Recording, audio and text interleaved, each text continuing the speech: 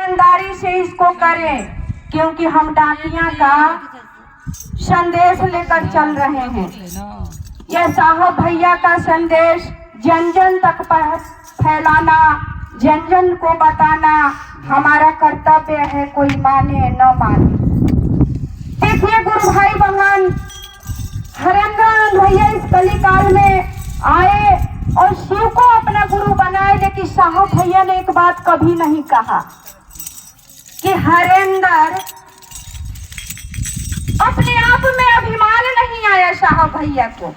हम 2 दिन का शिष्य होते हैं, अभिमान भर लेते हैं, अभिमान यहाँ जग जाता है। तो कहते हैं प्रभु जी, जहाँ सुमति तहाँ संपत्ति नाना, जहाँ कुमति तहाँ विपत्ति निदाना। और अर्थात भगवान शिव कहते हैं कि जहाँ मैं है वहाँ मैं नहीं हूँ, और जहाँ मैं नहीं है वही मैं हूँ। यह विचार जब उतर जाएगा ना, तब एक घर में एक ही कुर्सी है और मेहमान को बुलाकर खुद ही कुर्सी पर बैठे रहिएगा तो दूसरे दिन मेहमान आएगा क्या? कहेगा बुलाती तो है लेकिन कुर्सी पर खुद बैठ जाती है, मुझे नीचे बैठाती है। ये मन रूपी कुर्सी एक ही है मनुष्य के अंदर, और यहाँ बैठा है हम और अहंकार। तो इसमें महादेव कहाँ से आ जाएंगे?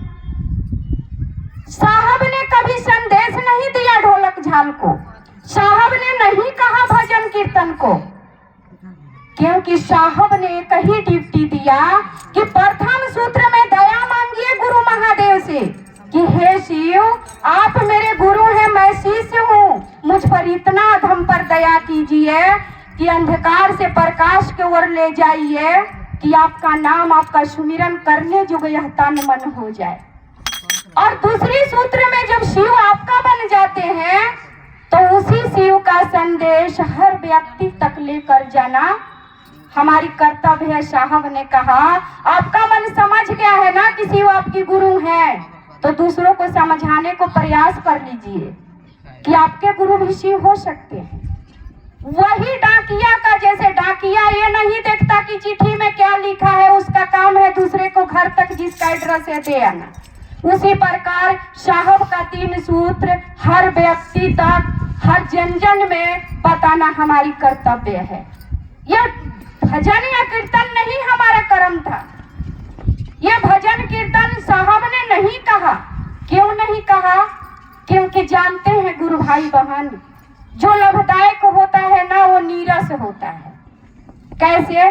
रोज घर में दाल रोटी सब्जी बनता रहता है, दाल चावल रोटी सब्जी, लेकिन वो गले के नीचे नहीं उतरता जब तक चटनी नहीं मिल जाती है। असली चीज क्या है कि जीवन दाल रोटी या दाल चावल से चलता है, चटनी से नहीं। लेकिन चटनी भरपूर 2-4 दिन खा लीजिएगा ना, तो तीसरे दिन ना डॉक्टर के पास जाना पड़ेगा, लिभड़वा में इन्फेक्शन हो जाएगा। गलत कह रहे हैं क्या? खाकर देखिए खाली चटनी, फिर देखिए आपका सेहत कैसा होता है। तो खाली ढोलक झाल बजाकर और महादेव के बात कर ढोलक झाल में उलझाकर देख लीजिए। साहब भैया जब शरीर में थे ना तो वो 5 तत्वों में बने हुए थे, लेकिन जब शरीर छोड़ दिया ना साहब भैया ने, तो वो कहे हम अब कदा किसी को नहीं बख्शेंगे, क्योंकि अब हम आजाद हो गए हैं शिव के काम करने के लिए। हर व्यक्ति के मन में प्रवेश करेंगे, हर व्यक्ति को हम सुलझाने की कोशिश करेंगे। आप कहाँ उलझ रहे हैं? इस बात में उलझ रहे हैं गुरु भाई बहन। दाल भात पर चटनी खा लीजिए, लेकिन चटनी को भोजन मत बनाइए, क्योंकि गए थे अभी मनातू में प्रोग्राम था ना, जब मनातू गए थे हम तो वहाँ बरखा दीदी कह रही थी साहब भैया की बातें कि जो व्यक्ति नाच प्रोग्राम बनाता है, जो केवल भजन में उतर जाता है, अपने को आनंद देता है, वो साहब भैया को हृदय के दुख देता है, और वो कदा शिव का शिष्य नहीं हो सकता। गुरुमुख कहा जाता है ना, हम गुरुमुख हो गए हैं, हम लोग भी तो गुरुमुख हुए हैं शिव से। अब आप कहेंगे कि शिव आपको गुरुमुख किया है, तो बिल्कुल किया है, क्योंकि 3 सूत्र के माध्यम से कोई गुरु गुरुमुख करता है तो कुछ सूत्र देता है ना जी।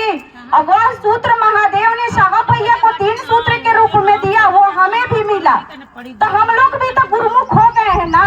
अब गुरुमुख का परिभाषा समझते हैं क्या होता है? गुरुमुख यानी जो गुरु के मुख से निकले भाई उसकी अनुशासित कर्म पर चलना, यानी गुरु के अनुकूल चलना, उसे गुरुमुख कहा जाता है। केवल 3 सूत्र से नहीं कि 3 सूत्र ले लिए हम उसका पालन नहीं किया हम गुरुमुख हो गए हैं, नहीं। गुरु के अनुकूल चलना ही गुरुमुख कहा जाता है। और लोग कहते हैं ना कि मीराबाई तो गली गली नाचती थी बीड़ा लेके, लेकिन मीराबाई ने ना मोह माया के परे थी। वो मीराबाई मोह माया में नहीं थी, वो कृष्ण दीवानी थी। उसे संसार मोह माया से मतलब नहीं था। शेवरी पूजा नहीं करती, लेकिन शेवरी केवल प्रीतम राम को चाहती थी। वो किसी की भाव में नहीं थी, किसी माया में नहीं थी। सब मीराबाई नहीं हो सकता। हम गृहस्थ आश्रम वाले हैं, गृहस्थ लेते हुए ये क्यों शिव को गुरु बनाया हमने?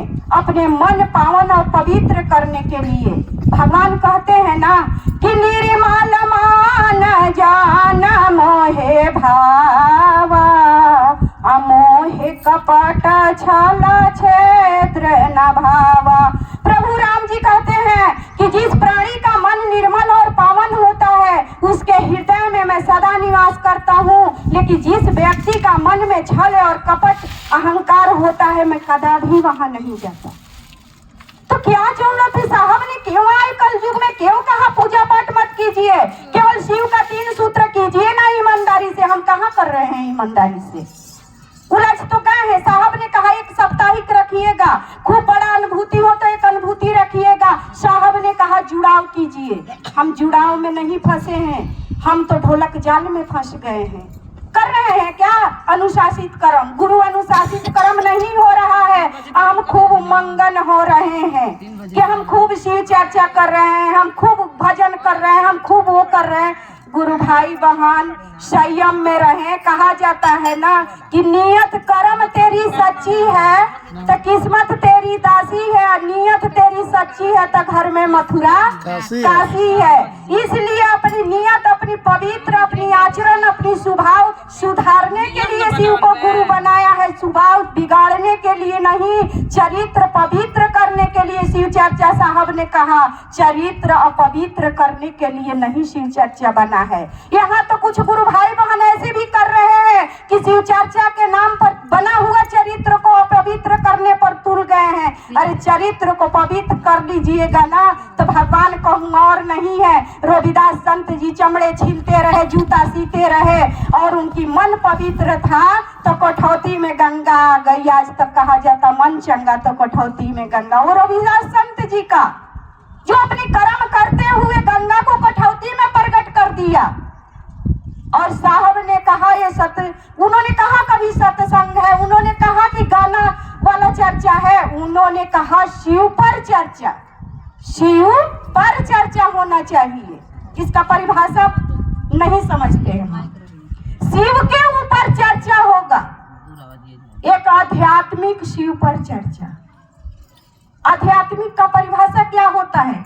जहाँ हमारी गरिमा, हमारी परिभाषा, हमारी आचार विचार स्वभाव उस शिवमय होना चाहिए कि हम किस गुरु के धाम पर बैठे हैं, हम किस गुरु के आश्रय में बैठे हैं, उनकी गरिमा कैसी या हमारी गरिमा कैसी होना चाहिए। हम किसी गुरु भाई बहन को ठेस पहुंचाने के नहीं, उसी में से एक छोटा सा हम भी शिष्य हैं। हम अपने को बड़े नहीं कहते हैं। हम ओ हरेंद्र भैया का चरणों का धूली बन जाए ना तो मेरा जीवन पावन हो जाएगा। लेकिन जो मेरे गुरु से अनुभव मिला है वो हम आप लोगों के बीच में रखने के प्रयास करते हैं। क्योंकि साहब भैया ने कहा कि जब से आप शिव के गुरु बने हैं तब से आपके मन में शिव क्या विचार उतारे हैं लोगों को बताने के प्रयास कीजिए। वही विचार आप सबके। लोग कहते हैं हम बड़े दिन के शिव शिष्य हैं, लेकिन हम 2019 के शिव शिष्य हैं। 2019 के हम छोटे शिव शिष्य हैं। लेकिन कहते हैं ना कि लोग कमाते कमाते जीवन बिता देता है, रोटी जुटाते जुटाते शमशान पहुंच जाता है। आज के डेट में कोई व्यक्ति 10 साल कमाता है और वो पति करोड़पति हो जाता है, क्योंकि उसने संघर्ष किया उतनी तेजी से। लोग पढ़ते पढ़ते 10 बार फेल हो जाते हैं, कोई एक ही बार में पास हो जाता है।